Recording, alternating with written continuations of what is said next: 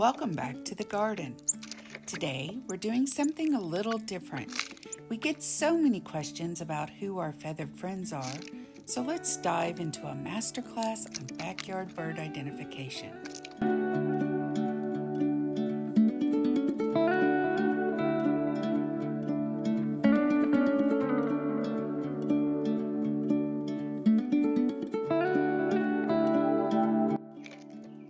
First up, the regulars. Meet the Northern Cardinal. Look for that iconic crest and black mask. Next, the bold blue jay. And don't forget our woodpeckers. Notice the red belly's barred back, a key detail for your ID log.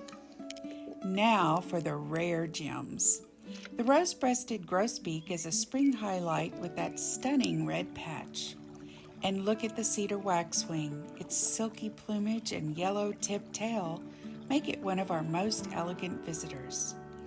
ID isn't just about looks, it's about behavior. Watch how these Baltimore Orioles interact over their favorite oranges. Or notice the eastern bluebird's gentle hover clues that help you identify them from a distance. Nature is full of surprises if you know what to look for. Which of these visitors is your favorite? Let me know in the comments, and happy birding!